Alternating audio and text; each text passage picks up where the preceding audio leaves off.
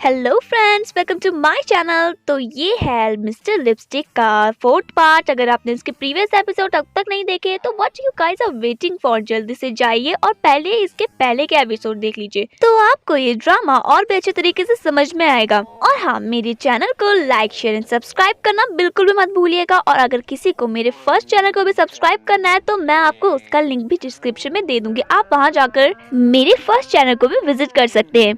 तो चलिए without wasting any more time let's start this video.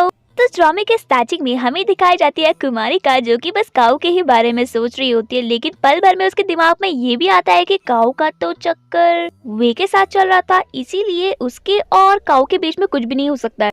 But जब भी कुमारिका काऊ के बारे में सोच रही थी तो उसके दिल की धड़कनें बहुत ही तेज हो जा रही थी। कुमारिका काऊ को पसंद तो करने लग गई थी, लेकिन वो अपने दिल को बस यही समझा रही थी कि वो काऊ के लिए उसके दिल में कुछ भी जगह नहीं है। थोड़े ही देर में काऊ को टुल का फोन आता है, तो काऊ उसे बताता है कि वो आज कुमारिका के ही घर पे रुक रखा है। तो टुल कहता है कि क्या हुआ, ऐसा क्या हो गया कि तुम्हें आज कुमारिका के घर पे रुकना पड़ा, सब कुछ ठीक तो है ना। तो काऊ कहता है कि हाँ सब कुछ ठीक है, तुम टेंशन मत लो, बस तुम मुझे ये बताओ कि तुमने कॉल क्यों किया है। तो टुल उसे बताता है कि उसे एक चैरिटी प्रोग्राम में जाना था, लेकिन उसे किसी काम के चलते हुए हांगकांग जाना पड़ेगा, इसीलिए वो काऊ से रिक्वेस्ट करता है कि उसके जगह पर काऊ उस चैरिटी प्रोग्राम पे चला जाए।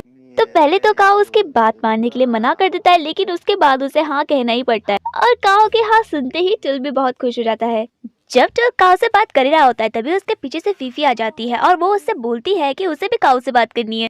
तो टुल कहता है कि अच्छा तुम्हें काऊ से बात करनी है। उसके बाद वो अपना फोन फीफी को देता है और जैसे ही फीफी कॉल पकड़ती है वैसे ही टुल कॉल काट देता है। उसके बाद जब शाम को फीफी और टुल साथ में बैठे होते हैं तो फीफी टुल से कहती है कि मैं कितनी ज्यादा ब्यूटीफुल हूँ, काऊ को खुश होना चाहिए जो मैं उसको अटेंशन दे रही हूँ, मेरी जैसी लड़की तो उसको ढूंढने पर भी नहीं मिलेगी। तो टुल फीफी से कहता है कि प्लीज फीफी तुम काऊ पे दूरी डालना बंद करो, वो मेरा दोस्त है और मैं नहीं चाहता कि तुम्हारी वजह से हमारी दोस्ती खराब हो। तो फीफी कहती है कि तुम्हारी बात सुनकर ऐसा लग रहा है जैसे तुम उस कुमारिका का साथ दे रहे होंगे। तो टुल कहता है कि ऐसा कुछ भी नहीं है, कुमारिका मेरी बेस्ट फ्रेंड है और उसके दोनों ही भाई मेरे साथ बहुत ही अच्छे तरीके से रहते हैं, तो मैं भी तो उनके साथ अच्छे से रहूंगा ना। तो फीफी बोलती है कि इससे मुझे बिल्कुल भी फर्क नहीं पड़ता, मुझे बस इस बात से फर्क पड़ता है कि वो कुमारिका बस हमेशा मेरे काऊ पर नजर डाली रहती है। तो टुल कहता है कि ऐसा कुछ भी नहीं है, कुमारिका बस काऊ के स्कूल में एक टीचर है, इससे ज्यादा और कुछ भी नहीं। तो उसके बाद फीफी ये बोलती है कि मुझे इससे कुछ भी लेना देना नहीं है, लेकिन मुझे हमेशा ऐसा लगता है कि काऊ मुझसे ज्यादा इंटरेस्टेड हमेशा कुमारिका की तरफ रहता है। तो टुल कहता है कि तुमसे ऐसा किसने कहा। तो उसके बाद फीफी याद करने लग जाती है जब वो वे के साथ गई थी, तो वे ही उसे बताती है कि उसको ऐसा लगता है कि काऊ उससे ज्यादा इंटरेस्ट कुमारिका पे दिखाता है और वो बस अकेला कुमारिका को ब्लेम नहीं कर सकती क्योंकि काऊ भी उसे पसंद करता है। तो फीफी वे से बोलती है कि प्लीज तुम मुझे कुछ तो बताओ, मैं क्या करूं, मुझे कुछ भी समझ में नहीं आ रहा है, मुझे बस किसी भी तरीके से उस कुमारिका को अपने रास्ते से हटाना है।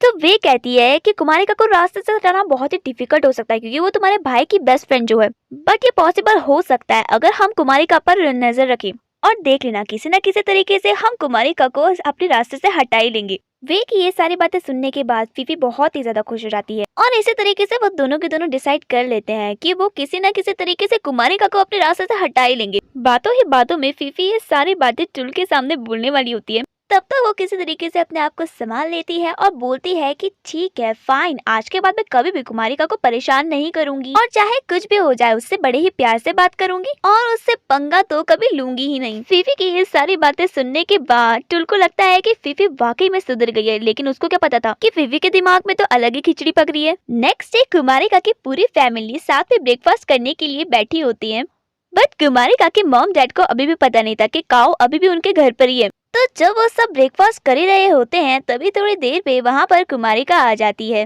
कुमारिका के दोनों भाई कुमारिका को देखकर थोड़ा सा सहम जाते हैं और उन्हें इस बात का डर लगता है कि कहीं कुमारिका उनकी पोल मॉम डैड के सामने ना खोल दे, इसलिए वो कुमारिका के साथ बड़े ही हंस कर बात कर रहे होते हैं। देखते ही देखते थोड़ी ही देर पर वहाँ पर काऊ भी आ जाता है। कुमारिका के मॉम डैड काऊ को देखकर थोड़े से शॉक हो जाते हैं। तो कुमारिका अपने मॉम डैड से बोलती है कि काऊ उनके घर पे इतनी रात को इसलिए रुका था क्योंकि उसकी गाड़ी के चारों टायर पंचर हो गए थे और उसके पास कोई ऑप्शन भी नहीं था काऊ को अपने घर लाने के अलावा।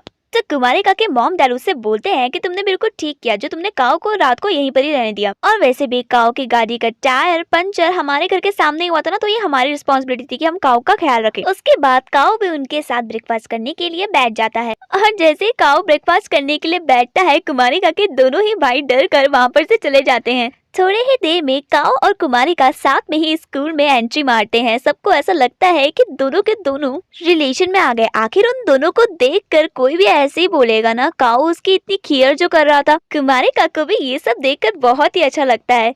काओ सिर्फ कुमारिका का सामान ही नहीं उठाता है बल्कि कुमारिका को स्टाफ रूम तक ड्रॉप कर भी आता है। और जैसे ही काओ और कुमारिका स्टाफ रूम में जाते हैं तो सारे के सारे टीचर उन दोनों को घूर कर देखने लग जाते हैं। सभी टीचर बस वेट कर रहे होते हैं कि कब काओ यहाँ पर से जाएगा और कुमारिका से अपने अपने सवाल पूछेंगे।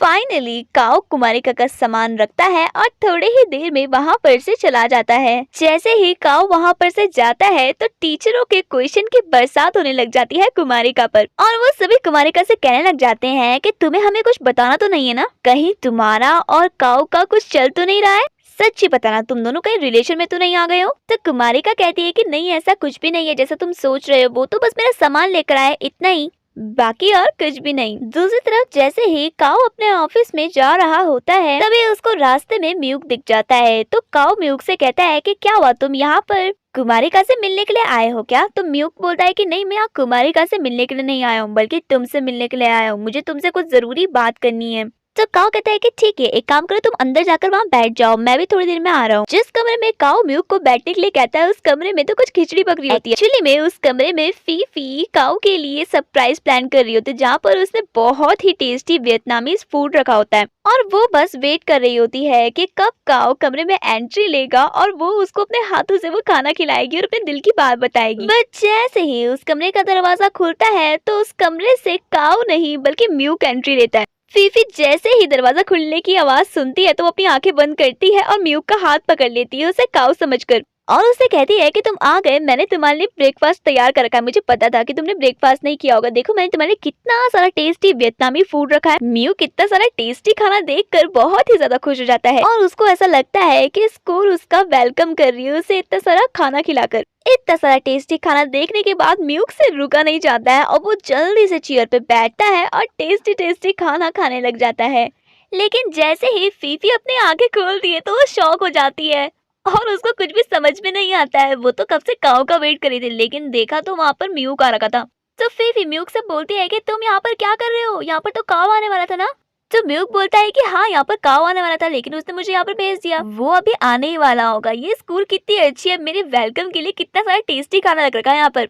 और उसके बाद वो एक एक करके खाना खाने लग जाता है। फीफी उसको रोकने की बहुत ही कोशिश करती है लेकिन म्यूक उसकी एक भी नहीं सुनता है और बस खाता ही जाता है। फीफी उसको कितने बार बोलती है कि ये खाना उसके लिए नहीं है बल्कि काओ के लिए, लेकिन म्यूक उसकी एक भी नहीं सुनता है। इसीलिए फीफी उसके सामने जोर जोर से चिल्लाने लग जाती है। जब फीफी म्यूक के सामने चिल्लाती है तो म्यूक को बहुत ही ज्यादा गुस्सा आता है, इसीलिए वो फीफी के मुंह में सैंडविच घुसाता है और उसको बोलता है कि जब मुझे तुमने चैन से खाना खाने नहीं देना था तो तुमने यहाँ पे खाना ही क्यों रखा। इस बार देख लो, मैंने तुम्हारे मुंह में सिर्फ सैंडविच घुसाया है, अगर तुम टूल की बहन नहीं होती ना तो मैं तुम्हारे मुंह में पूरी प्लेट घुसा देता। म्यूक की ये सब बातें सुनकर फीफी को बहुत ही ज्यादा गुस्सा आता है, इसलिए वो जोर से सैंडविच फेंकती है तो म्यूक तो वहाँ पे से हट जाता है लेकिन वो सैंडविच काओ के सर पे जाकर लग जाता है। ये सब देखकर फीफी बहुत ही ज्यादा डर जाती है और उसको ऐसा लगता है कि काओ तो उसे इसी टाइम पर रिजेक्ट कर देगा। ये सब हरकत देखकर म्यूक को बहुत ही ज्यादा हंसी आती है और वो फीफी से कहता है कि तुमने देख लिया ना, मुझसे पंगा लेने का अंजाम, आज के बाद मुझसे कभी भी पंगा मत लेना वरना तुम्हारा भी हश्र यही होगा। फीफी काओ के फेस पर गलती से सैंडविच फेंक देती है, इससे उसे बहुत ही ज्यादा बुरा लगता है, इसलिए वो भाग कर काओ के सामने जाती है और उससे कहती है कि आई एम सो सॉरी काओ, मैंने तुम्हारे लिए इतना प्यारा सा टेस्टी सा वियतनामीज फूड तैयार करके रखा था लेकिन ये म्यूक इसे खाने लग गया था, तुम्हें पता मुझे कितना बुरा लगा, और वैसे भी ये सैंडविच मैं उस पर मारने वाली थी तब तक तुम बीच पे आ गए, मुझे माफ कर दो। ये दोनों के दोनों भाई बहन ही ऐसे हैं, इन्होंने तो मेरा सारा प्लान ही चौपट कर दिया। तो जब ये सब हो रहा होता है तो थोड़ी ही देर पर वहाँ पर वे भी आ जाती है और वो काओ को देखकर डर जाती है और उससे कहती है कि क्या हुआ, तुम्हारे फेस पर ये खून कैसे लगा। तो म्यूक कहता है कि इसके फेस पर ये खून नहीं बल्कि जैम लगा, इस फीफी ने ना काओ पर सैंडविच फेंका जिसकी वजह से उसके फेस पर जैम लग गया। तो काओ कहता है कि वे प्लीज तुम फीफी को उसके घर छोड़ दो, अभी यहाँ पर मेरे जरा गेस्ट आए हैं, मुझे उनसे कुछ जरूरी बात करनी है, फीफी मैं तुमसे बाद में मिलूंगा। और ऐसा ही कहकर वे फीफी को खींचकर वहाँ पर से ले जाती है।